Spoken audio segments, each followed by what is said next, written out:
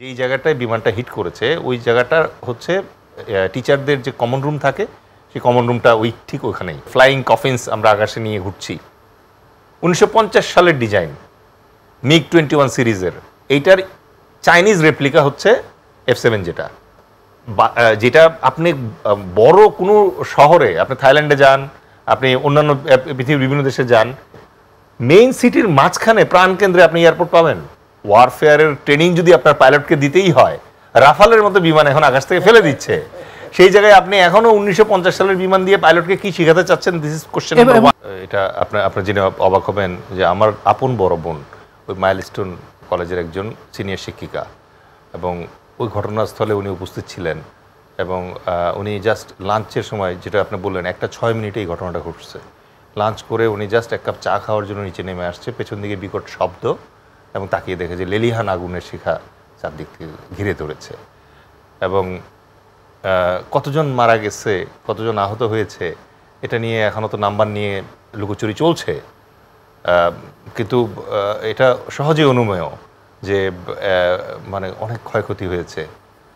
Burn ইউনিটে যারা আছে তাদের ভিতরেও আল্লাহ কতজনকে হায়াত নসিব করবে সেটাও এখনো দুশ্চিন্তা। কারণ আপনি যেটা এসপিআর থেকে জানানো হয়েছে যে 171 জনের মতো আহত আছেন আর কি এখন পর্যন্ত জানানো হয়েছে। এই 171 জনের ভিতরে মানে বার্নের পরিমাণের উপর ডিপেন্ড করবে, কারণ বার্ন ইনফেকশনের জন্য তো হয়। আচ্ছা, ওটা বাদ দিলাম আমি। একটা স্কুল, যেই স্কুলটাতে আমাদের দেশের কত ধরনের সমস্যা আপনি একটু জানার জন্য, আপনার যেহেতু আপনার বোন আছেন, নিকট আত্মীয় সেখানে আছেন, তিনি আর কি বললেন, তিনি আর কি দেখেছেন সেখানে? হ্যাঁ, আমি তো যখনই আমি ঘটনা শুনলাম আমি ফোন করলাম, ফোন করার সাথে সাথে সে তো মানে কান্নাকাটি এবং মানে কাঁপাকাঁপি করছে। তা সে আমাকে বললো যে ভাইয়া আমি আগে আমার বাচ্চাগুলো একটু গুনে দেখি যে ঠিক আছে কিনা ওখানে। তো ওরা ওটা চেষ্টা করছিল, কারণ একটা কাউন্ট না করলে তো আসলে বোঝা যাবে না কতজন বেঁচে মারা গেছে। এবং তার চোখের সামনে দিয়ে ও যেটা বললো যে যেই জায়গাটায় বিমানটা হিট করেছে ওই জায়গাটা হচ্ছে টিচারদের যে কমন রুম থাকে সেই কমন রুমটা ওই ঠিক ওখানেই। একজন ম্যাডাম এবং একজন স্যার, দুজনকে তারা স্পটে আর খুঁজে পাচ্ছে না, মানে তাদের কোনো চিহ্নই পাচ্ছে না যে তারা আসলে বেঁচে আছেন না মারা গেছেন এটা। আর তখন আবার একটা কোচিংয়ের একটা অংশ ওইখানে ছিল, মানে বাচ্চারা কোচিং করে যে এক্সট্রা টাইম, ওই বাচ্চারা ওখানে ছিল। প্রবলেমটা হয়ে গেছে যে টোটাল অ্যাকাউন্ট আপনি পাবেন না। যেমন আজকে আমাদের স্টুডিওতে যদি এই মুহূর্তে কোনো দুর্ঘটনা হয় তাহলে আমরা বলতে পারবো যে এই 3 জন ছিলাম আমরা এই জায়গায়, 3 জনের ভিতরে 2 জন ফিরে আসছে, একজন ফিরে আসে নাই, তার মানে তাকে খোঁজো। কিন্তু ওখানে এত বাচ্চা, এত অভিভাবক, সব কিছু মিলে ওখানে একটা মানে ভয়ানক ব্যাপার, মানে ইভেন রেস্কিউ মিশন এই জাতীয় একটা ছুটির সময় ঘটনা, এক্স্যাক্টলি। এবং এই জাতীয় পরিস্থিতিতে একটা রেস্কিউ মিশন চালানো আর্মির জন্য, ফায়ার সার্ভিসের জন্য একটা দুঃস্বপ্নের মতো ব্যাপার। আপনি তো নিশ্চিত করতে পারতেছেন না আসলে আর কয়জনকে খুঁজবো আমি। তো এই একটা সমস্যা আছে। দ্বিতীয়ত যেটা বড় সমস্যা সেটা হচ্ছে যে ফ্লাইং কফিন্স আমরা আকাশে নিয়ে ঘুরছি। 1950 সালের ডিজাইন, MiG-21 সিরিজের। এইটার চাইনিজ রেপ্লিকা হচ্ছে F-7 যেটা। মানে 1950 সালে ইট ওয়াজ এ সুপার বিমান, ঠিক আছে, but now we are in 2025 এসে আপনি ওই বিমানের রেপ্লিকা এখনো মেনটেন করছেন। নাম্বার 1, এটা একে তো হচ্ছে যে এভিনিক্সের যে থিওরিজ আছে, নতুন যে টেকনোলজিক্যাল অ্যাডভান্সমেন্ট হয়েছে তার সাথে যায় না, 1। 2 নম্বর হচ্ছে এটা মেইনটেনেন্স অলরেডি হাই, কারণ স্পেয়ার পার্টস নাই। সিম্পল টয়োটা গাড়ি আমরা যখন মনে করেন যে 50 সালের টয়োটা গাড়ির স্পেয়ার পার্টস আপনি এখন পাবেন না, তো একটা বিমানের ক্ষেত্রে তো বাস্তবতা তাই। এটা হচ্ছে 2 নম্বর সমস্যা। 3 নম্বর সমস্যা যেটা, সেটা হচ্ছে যে আপনি একটা ট্রেনিং ফ্লাইট, বাংলাদেশ হচ্ছে ঘনবসতিপূর্ণ একটা দেশ, ঢাকা শহর হচ্ছে পৃথিবীর সবচেয়ে ঘনবসতিপূর্ণ একটা শহর। এখন বাস্তবতাটা আমাদের বুঝতে হবে, সেটা হচ্ছে যে যখন এখানে এয়ার স্ট্রিপ করা হয়েছিল দ্বিতীয় বিশ্বযুদ্ধের সময় অথবা ওই আশেপাশের সময়, তারপর থেকে আস্তে আস্তে এটা ডেভেলপ করতে করতে এখন গিয়ে মনে করেন জিয়া আন্তর্জাতিক বিমানবন্দর, তারপরে এখন শাহজালাল বিমানবন্দর, এবার ট্রান্সফর্ম হতে হতে আসছে। যেটা আপনি বড় কোনো শহরে, আপনি থাইল্যান্ডে যান, আপনি অন্যান্য পৃথিবীর বিভিন্ন দেশে যান, মেইন সিটির মাঝখানে প্রাণকেন্দ্রে আপনি এয়ারপোর্ট পাবেন। এয়ারপোর্ট সবসময় মেইন সিটি থেকে 2 ঘন্টা 2.5 ঘন্টা। এই বিষয়টি জানবো আমরা পরবর্তী সময় জানবো। এই যে আপনি বললেন যে ফ্লাইং কফিন নিয়ে আসলে আকাশে উঠছে বিমানগুলো, এই দায়টা কার? ফ্লাইং কফিনটা এখনো কেন আকাশে ওড়ে। আপনি বলছিলেন যে 1950-এর দশকের বিমান এখনো কেন সেই মডেলের বিমান, চাইনিজ রেপ্লিকা বলা চলে, তাহলে এখনো কেন ঘুরছে?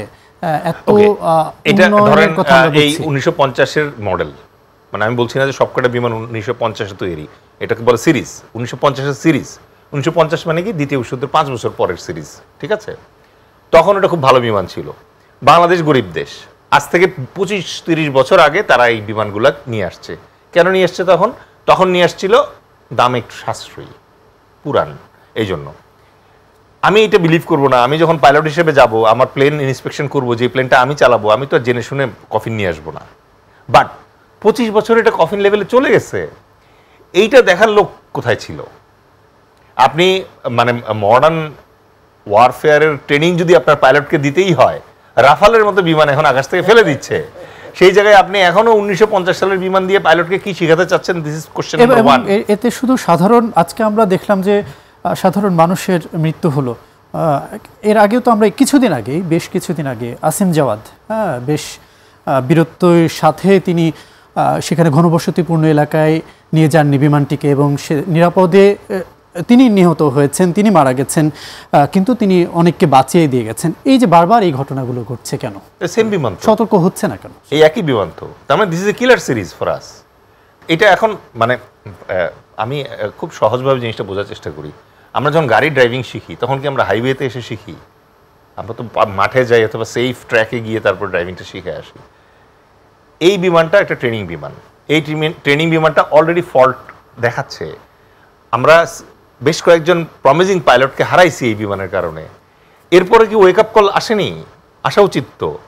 এখন পলিটিক্যাল ব্যাপারে যেটা হয়েছে যে লাস্ট গভর্নমেন্টের সময় থিংস ওয়ার ডিফারেন্ট, মানে যে কোনো কারণেই হোক, হয়তো শক্তিশালী একটা বিমান বাহিনী আমরা ওভাবে আশা করতাম না। বাট এখন তো সিচুয়েশন চেঞ্জ হয়েছে। আমার মনে হয় এক্ষেত্রে মানে আমাদের বিমান বাহিনীর যে সক্ষমতা আছে এবং যে সক্ষমতায় আমরা পৌঁছাতে চাই, তার সাথে সাযুজ্য রেখে এই যে বিমানগুলো আছে, এই বিমানগুলো যেহেতু হেভি মেইনটেনেন্স এবং প্রচুর অ্যাক্সিডেন্ট রেট বেড়ে গেছে, এগুলোর ব্যাপারে সিদ্ধান্ত নেওয়া উচিত। এগুলোকে এখন জাদুঘরে পাঠানোর প্রয়োজন হলে জাদুঘরে পাঠাতে হবে, কারণ এভরি লাইফ ম্যাটার্স। আমি শুধুমাত্র তকিরের কথা বলবো না, অথবা মানে জাওয়াদের কথা বলবো না। অফকোর্স একটা পাইলট প্রিপেয়ার করতে তো অনেক খরচ হয়, মানে 17-18 বছরের যে টপ লট আছে, এই লটের ভিতরে বেস্ট ছেলেগুলোকে আমরা নিয়ে যাচ্ছি পাইলটের জন্য, জিডি পাইলট হওয়ার জন্য বেস্ট, মানে ফিজিক্যালি, মেন্টালি, সাইকোলজিক্যালি এবং ইন্টেলেকচুয়ালি বেস্ট প্রোডাক্টকে আপনাকে দিতে হবে, কারণ এক একটা বিমানের দাম শত কোটি টাকা। সুতরাং আপনাকে রেসপন্সিবল লোক দিতে হয় এখানে, তাদের ট্রেনিং হায়ার, কস্ট হায়ার। সেই জায়গায় এই ছেলেগুলো একের পর এক মারা যাচ্ছে এই ট্রেনিং বিমানের এই ফল্টের কারণে। বাংলাদেশে তো আসলে ওই সংস্কৃতি নাই। কে পদত্যাগ করবে বলেন তো? আজকে করা উচিত তো কারো তো দায় নেওয়া উচিত। কে নিবে? কেউ নিবে না, এই বাংলাদেশে কেউ নিবে না। এই হচ্ছে সমস্যা।